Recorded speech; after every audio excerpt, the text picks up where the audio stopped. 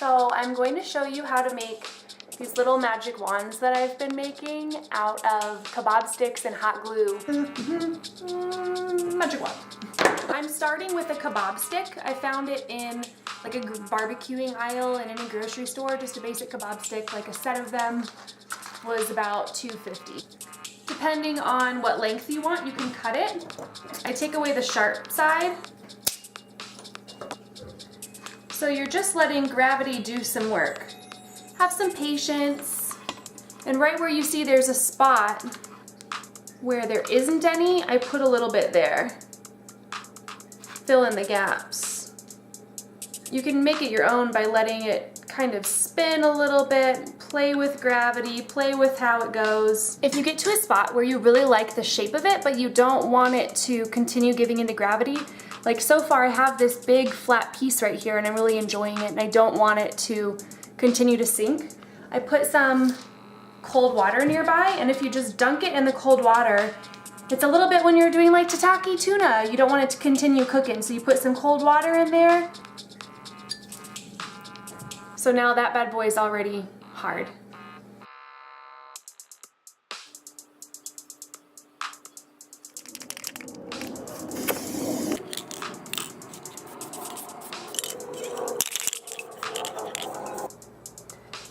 All right, so you can see we have a little bit of gold speckle, a little bit of black speckle. In order to get this like dotted speckly effect, when you're spray painting, don't hold it down all the way. Just hold it really soft. And when you're starting to learn how to do that, start really far away and it'll just like speckle. Get some wire. I like to get copper wire because it's nicer. If you get the aluminum wire, sometimes it breaks if you twist it too many times. Let's do a little bit more than double the length of the wand. We are going to get these beads and do every other color. Blue one, gold one. You can obviously do whatever beads you want. Or you could do no beads. You'll see what the finished product is and you can just do whatever you want.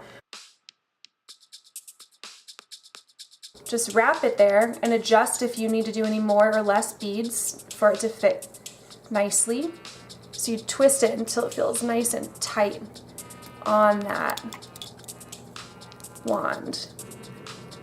So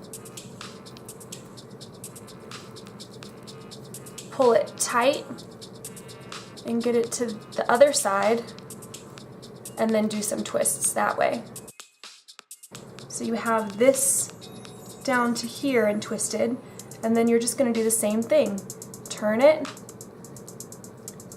and twist it. So we've got twist, twist. So I have these twists and it's stopped right here, and I want this crystal to sit right there. And it's kind of sideways and I like that. So you set it on there and do the same technique with the crystal and try and get it to fit really tightly. So we came up, we twisted, we're going down around the whole darn thing. So when you have this, lay that down. Push the twisted part down so it lays down, and it'll help on your holds. So we're gonna do one more. Spin it, lay down the spin. Look at that.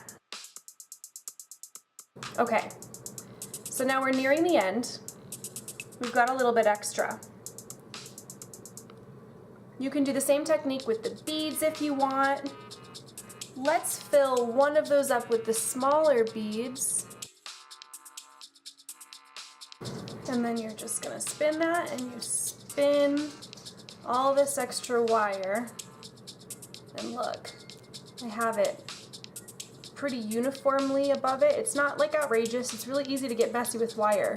So if you just go slow, take ownership over every move you do, and then we have this, the loose piece right there. If you just fold it really tightly and push it into this glue a tiny bit, it'll lay really flat. So now we've got this extra piece We're just gonna do the same thing, some slow, intentional spins. And once we have this last piece here, with this glue, you can just push it in to the glue a little bit and kind of tuck it. It'll lay flat.